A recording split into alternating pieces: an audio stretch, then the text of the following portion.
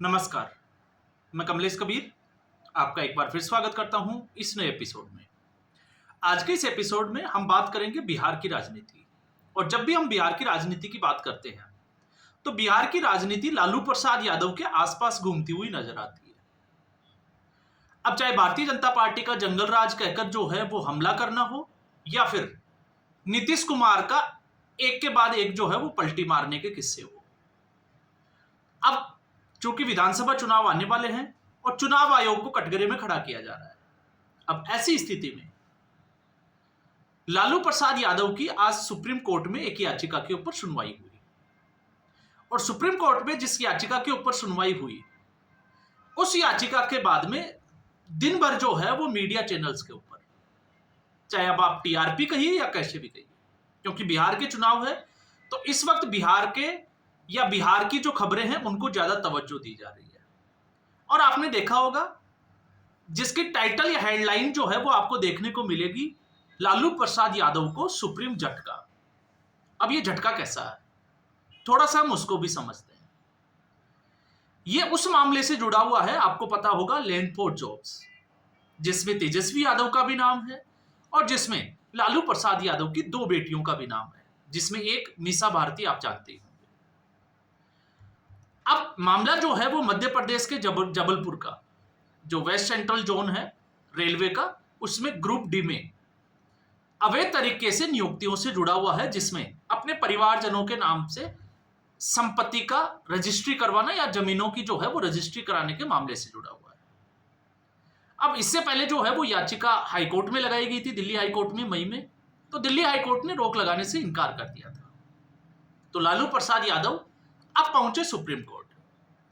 तो supreme court ने लालू प्रसाद यादव, जिनकी याचिका में ये कहा गया कि 2022, 2023 और 2024 उनके खिलाफ 3 जो है वो आरोप पत्र दाखिल किए गए थे, उनको रद्द किया जाए। तो सुप्रीम कोर्ट ने उसको रद्द नहीं किया, रद्द करने से इनकार कर दिया। तो हम कह सकते हैं कि लालू प्रसाद यादव के परिवार की मुश्किलें जो है वो अब बढ़ सकती है। लेकिन जब हम बात करते हैं सुप्रीम कोर्ट के झटके की, तो सुप्रीम कोर्ट साथ में लालू प्रसाद यादव को व्यक्तिगत तौर पर कोर्ट में उपस्थिति से इनकार कर देता है। लालू प्रसाद यादव को कोर्ट में उपस्थित होने की जरूरत नहीं है। तो फिर यह झटका कैसा है? और सवाल यह भी है कि अभी तो इस केस का जो है वो ट्रायल शुरू होगा, क्योंकि अभी ट्रायल शुरू नहीं हुआ है।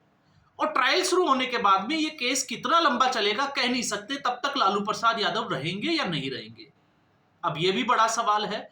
तो ये भारत की जो है वो न्यायपालिका बड़ी अनोखी है, क्योंकि इससे पहले वीडियो में भी हमने जो है वो इस तरीके की चर्चाएं कर चुके हैं। और चर्चाएं करना क्यों जरूरी हो जाता है?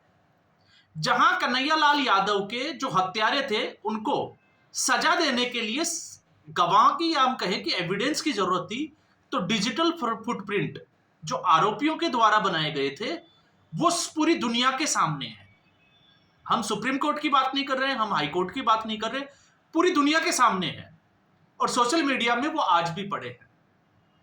लेकिन 3 साल होने को आ गए, कन्हैयालाल हत्याकांड के जो आरोपी थे उनको अभी तक कोई सजा नहीं हुई। उल्टा इसके कन्हैयालाल केस में जो मूवी बनी उदयपुर फाइल्स, उसमें मुख्य आरोपी एक जावेद, जो कन्हैयालाल हत्याकांड से जुड़ा हुआ आरोपी है, उसकी याचिका पर सुनवाई जरूर हुई है। और उसके हिसाब से अगर ये फिल्म मूवी जो है वो रिलीज हो गई तो उसकी सुनवाई पर इसका फर्क पड़ेगा। और कोर्ट ने, आपको पता ही है, मूवी के ऊपर स्टे लगा रखा है। तो इसलिए मैंने कहा कि हमारी जो न्याय प्रणाली है वो बड़ी ही अनोखी है। तो जो लोग ये कह रहे हैं कि सुप्रीम कोर्ट से झटका, तो आखिर ये सुप्रीम कोर्ट से झटका ऐसा कैसा है जिसमें एक आरोपी को छूट दी जाती है? और इस तरीके की छूट दी जाती है कि आप देखिए, इससे पहले वही आरोपी जो है वो चारा घोटाले के मामले में सजा याफ्ता है, और एक नहीं 6 अलग अलग केसों में, जिसमें 2 बिहार के और 4 जो है वो इस वक्त झारखंड के हैं। तो मामला जो है वो 90 से 2000 के बीच का है। तो ऐसी स्थिति में झारखंड जो है वो उसके बाद में राज्य बना, तो तब बिहार के मुख्यमंत्री हुआ करते थे लालू प्रसाद यादव। अब लालू प्रसाद यादव को जब हम कहते हैं सुप्रीम कोर्ट, तो आखिर देखिए राजनेताओं को किस तरीके की छूट मिलती है और आखिर यह छूट कैसे दी जाती होगी।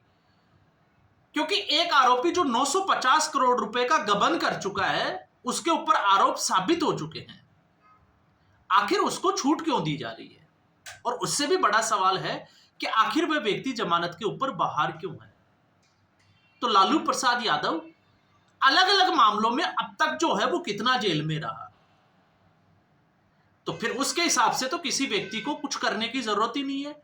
इसी तरीके से जो है वो उसको 1000 करोड़ के घोटाले की आजादी दे दो, 2 से 3 साल वो जेल में रहे और उसके बाद में उस जमानत दे दो। और फिर उससे भी बड़ी बात है कि उसको जमानत जिस मेडिकल आधार पे दी जाती है, वही व्यक्ति जो है वो चुनावी सभाएं करता है अपने बेटों को मुख्यमंत्री बनाने के लिए और हेलीकॉप्टर से वो घूमता है। तो ऐसी सुविधाएं भारत में ही मिल सकती है, क्योंकि भारत में न्याय प्रणाली जो है वो इसी तरीके से काम करती है। और जब हम लालू प्रसाद यादव की बात करते हैं, तो चारा घोटाले को आप देखिए, चारा घोटाले किस तरीके से किया गया, किस तरीके से जो है वो ऐसी रसीदें जो कंपनियां ही नहीं थी, कुछ रसीदें पहले की थी, कुछ 10 लाख से कम की थी, तो ऐसे बहुत सारे जो है वो उसमें अनियमितताएं पाई गई थी। लेकिन बात क्या है उसको थोड़ा समझिए। उसी घोटाले में मैंने जो है वो कुछ ट्रेजरी के जो कांड किए हैं लालू प्रसाद यादव ने, उनको कुछ रिसर्च करने की कोशिश की, उनको बाहर निकालने की। तो पहला है चाईबासा ट्रेजरी घोटाला। उस घोटाले पे अगर हम नजर डालते हैं तो कोर्ट में सुनवाई हुई 2002 में। तो मामला जो है वो 2000 से शुरू हो चुका था। 170 लोगों को आरोपी बनाया और जब तक दोषी करार दिया गया तब तक 55 लोगों की मृत्यु हो चुकी थी। तो ऐसा तो भारतीय न्याय प्रणाली में ही हो सकता है। 7 जो है वो सरकारी गवाह बने, 6 लोग जो है वो गायब हो गए और 2 लोगों ने जो है वो आरोप कबूल किया। तो लालू प्रसाद यादव और जगन्नाथ मिश्र, इन दोनों को 37.7 करोड़ रुपए के मामले में 2012 मार्च 2012 में दोषी करार दिया गया और 5 साल की सजा दी गई। लेकिन अगले ही साल दिसंबर 2013 में लालू प्रसाद यादव को जमानत दे दी गई। तो आप देखिए 37 करोड़ के मुकाबले सिर्फ 1 साल जो है वो जेल में रहना। और राजनेता जेल में रहते हैं तो वो किस तरीके से रहते हैं ये पूरे देश को पता है। और इसी चाईबासा का ट्रेजरी घोटाला नंबर 2 अगर हम उसकी बात करें तो मामला था 33.13 करोड़ का। 2018 में जो है वो दोषी करार दिया गया और 5 साल की सजा हुई। इसके अलावा देवघर ट्रेजरी घोटाला, देवघर पशुपालन विभाग से लगभग जो है वो 89.27 हम कह सकते हैं 89.27 लाख रुपए का गबन किया गया, अवैध तरीके से निकासी की गई। दिसंबर 2017 में कोर्ट ने जो है वो इस मामले में लालू प्रसाद यादव को दोषी पाया गया और 3.5 साल की जेल हुई, लेकिन 2021 में ही जमानत मिल गई। इस मामले में भी जो है वो लालू प्रसाद यादव को जमानत दे दी गई। फिर हम आते हैं दुमका ट्रेजरी घोटाला। अब ये झारखंड का हिस्सा है।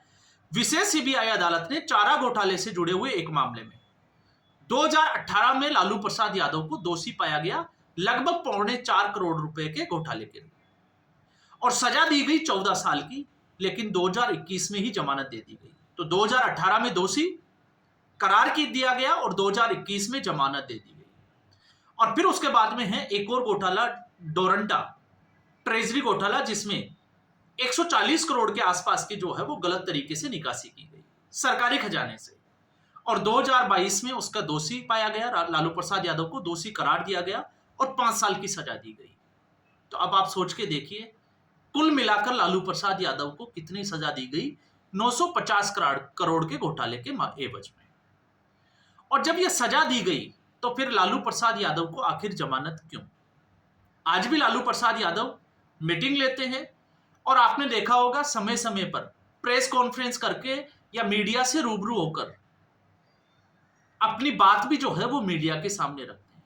तो क्या सुप्रीम कोर्ट को वो दिखाई नहीं देता है?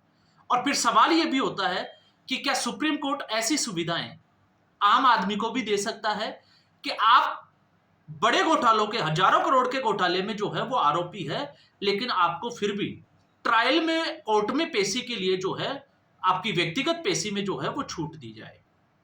आप किसी भी आम व्यक्ति को अगर आप देखिए, अगर वो अपनी पेशी पर नहीं जाता तो फिर कोर्ट जो है वो उसको किस तरीके से नोटिस देता है और पुलिस उसको जहां भी वो होता है उसको पकड़कर कोर्ट में हाजिर करती है।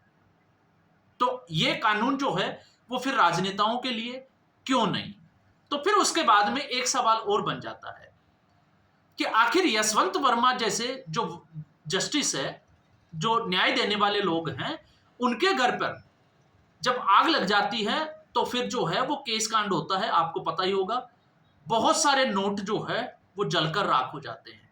तो फिर सवाल ये उठता है कि आखिर इन जजों के घर पर ये पैसा जो है वो पहुंचता कैसे है, आता कहां से है, और फिर उसकी जांच क्यों नहीं होती? तो आप समझ गए होंगे कि भारत की जो न्याय प्रणाली है वो किस तरीके से काम करती है। और इसलिए जब जगदीप धनखड़ जैसे उपराष्ट्रपति जैसे लोग न्यायपालिका के खिलाफ आवाज उठाते हैं, उसमें सुधार की जो है वो बात करते हैं, तो फिर वो ऐसे ही लोगों को चुभने लगते हैं। तो एक पूरी लॉबी जो है वो सक्रिय हो जाती है, जिसमें अगर आप कपिल सिब्बल का नाम ले तो इसमें जो है वो कोई ऐतराज नहीं होना चाहिए, या फिर अभिषेक मनु सिंह भी। कपिल सिब्बल जो चीफ जस्टिस को जो है वो फोन करके और सुप्रीम कोर्ट के दरवाजे रात को खुलवा दे, तीस्ता सीतलवाड़ जैसे लोगों को बाहर कराने के लिए, जमानत के लिए, तो आप समझ सकते हैं कि न्यायपालिका जो है वो हमेशा से संदेह के घेरे में क्यों रहती है। तो आज के एपिसोड में बस इतना ही। उम्मीद करूंगा वीडियो एपिसोड आपको पसंद आया होगा। वीडियो को लाइक करें, शेयर करें, चैनल जरूर सब्सक्राइब करें। धन्यवाद।